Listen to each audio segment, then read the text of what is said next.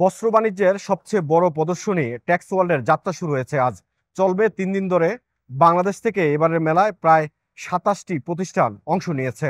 বৈশ্বিক অর্থনৈতিক মন্দার ফলে এবারের মেলায় কি সুফল আসবে সেটা জানা যাবে ব্যবসায়িক পরিস্থিতির উপর। ফ্রান্সের রাজধানী প্যারিসের লুবুর্জে চলছে বিশ্বের সবচেয়ে বড় বস্ত্র বাণিজ্যের অন্যতম প্রদর্শনী টেক্স ওয়ার্ল্ড। জার্মান ভিত্তিক প্রতিষ্ঠান মেসে ফ্র্যাঙ্কফুর্ট প্রতি বছর এই মেলার আয়োজন করে। 3 দিনের এই মেলায় তৈরি পোশাক প্রস্তুতকারক, রপ্তানিকারক, বিপণনকারী প্রতিষ্ঠান অংশ নেয়। এবারের মেলায় বাংলাদেশ থেকে 27টি প্রস্তুতকারক প্রতিষ্ঠান অংশ নিয়েছে। For almost 20 years, and I think this is probably our 5th or 6th time we've exhibited, maybe longer, in Tex World. Today we've had 5 existing customers, which was good to meet, but in terms of new customers, none today. But normally the first day is always a little bit quiet.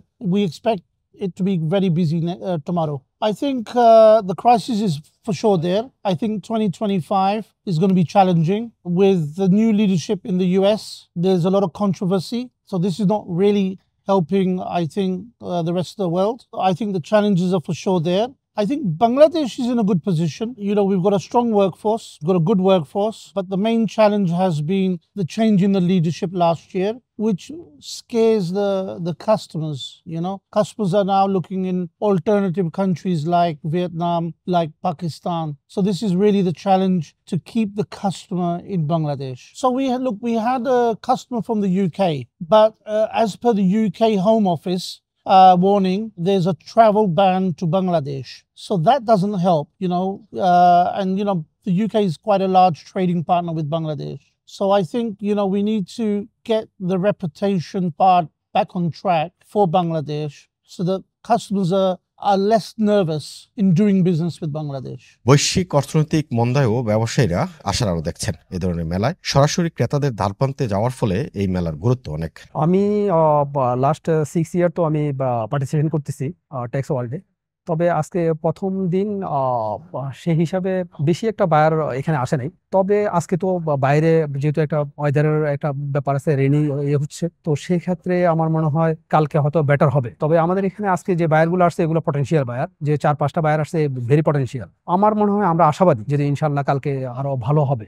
আমি এই সেক্টরে marketing হিসেবে আমি মনে করি যে বাংলাদেশ থেকে garment sector কখনোই যাবে না, কারণ আমাদের স্ট্রেংথ হলো ওয়ার্ক স্ট্রেংথ প্লাস আমাদের যে ইনফ্রাস্ট্রাকচার স্ট্রেংথ যেটা আছে গার্মেন্ট সেক্টর বা টেক্সটাইল সেক্টর, এই সেক্টরকে কেউ আসলে বিট করতে পারবে না। এই মুহূর্তে আমরা হয়তো একটু প্রবলেমস ফেস করব, কিন্তু এটা নট অ্যাকচুয়ালি কন্টিনিউ বলা যাবে না যে এটা আসলে লং টাইম আমরা সাফার করবো, কারণ বাংলাদেশের কম্পিটিটর ওইভাবে এখনো ওইভাবে তৈরি হয়নি এই সেক্টরটাতে স্পেশালি। আমরা হয়তো 3-4 মান্থ একটু প্রবলেম ফেস করবো, কিন্তু ইনশাল্লাহ আমরা আশাবাদী ইনশাল্লাহ ভালো হবে। কারণ বায়ারগুলা দিন শেষে বাংলাদেশের যে প্রোডাক্ট আছে, বাংলাদেশের যে আমরা ডাইভার্সিটি আছে, বাংলাদেশ যে আমাদের প্রোডাক্ট রেঞ্জ আছে, ওইখান থেকে বের হয়ে যাওয়ার, কারণ ইন্টারন্যাশনাল যে মার্কেটটা আছে ওই মার্কেটের জন্য বাংলাদেশের যে প্রোডাক্ট, বাংলাদেশের কোয়ালিটি, বাংলাদেশের যে প্রাইস লেভেল, ওইখানে অন্য কান্ট্রি যাইয়া ওইখানে করতে পারবে না। প্রতি বছরের মতো এবারও দুয়ার খুলেছে টেক্স ওয়ার্ল্ড 2025। সেই আশা নিয়েই বাংলাদেশ থেকে যারা এসছেন আমরা তাদের অভিনন্দন জানাচ্ছি। নানা ধরনের প্রতিকূলতার মধ্যেও ওনারা এসে পৌঁছেছেন এবং বাংলাদেশে পণ্য এক্সপোর্ট করছেন। বাংলাদেশের রেমিটেন্স এবং বস্ত্র ব্যবসার যেই আয়, সেটা একটা ইম্পর্টেন্ট এলিমেন্ট আমাদের অর্থনৈতিক কার্যক্ষেত্রে, কর্মক্ষেত্রে। সেইভাবেই ওনার প্রস্তুতি নিয়ে এসছেন। যদি সে সাফল্যমণ্ডিত হয়, ওনারা সেইভাবে ব্যবসা করতে পারেন, তাহলে সেটা হবে আমাদের জন্য সবচেয়ে উল্লেখযোগ্য একটা অবদান। এক্ষেত্রে আমরা প্রবাসী যারা আছি, এই পৃথিবীর যে একটা মন্দা চলছে এখন, নানা দিক থেকে মন্দা, অর্থনৈতিক মন্দা, সামাজিক নানা ধরনের ক্রাইসিস, সবকিছু মিলে যে অচলাবস্থা, সেগুলির মধ্যেও আশার আলো নিয়ে এই মেলা। অতএব সেই মেলায় যারা এসছেন তারা সেইভাবে আশান্বিত হোক, ওনাদের সেই আশা পূর্ণ হোক, সেটা আমরা কামনা করি। এবং বাংলাদেশের অর্থনীতিতে যারা প্রবাসী, আমরা রেমিটেন্স যোদ্ধা, রেমিটেন্স পাঠাই, এবং বস্ত্র ব্যবসায় যে আয়টা হয় সেটাও আসুক, বা অন্যান্য বিভিন্ন সেক্টরে যারা বিভিন্নভাবে কাজ করছেন, এক্সপোর্ট করছেন, তাদের প্রতি আমাদের অভিনন্দন রইল।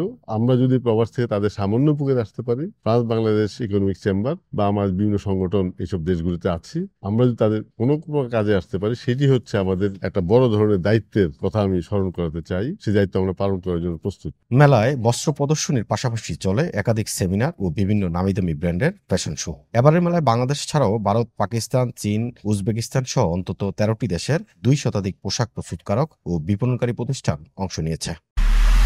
এমআইবি সংবাদ ও সংবাদ সংশ্লিষ্ট অনুষ্ঠান দেখতে ভিজিট করুন www.mibtelevision.tv ও facebook.com/mibtelevision.tv। এবং সাবস্ক্রাইব করুন youtube.com/MIB টেলিভিশনে। MIB টেলিভিশন, সত্য খবর, সঠিক খবর।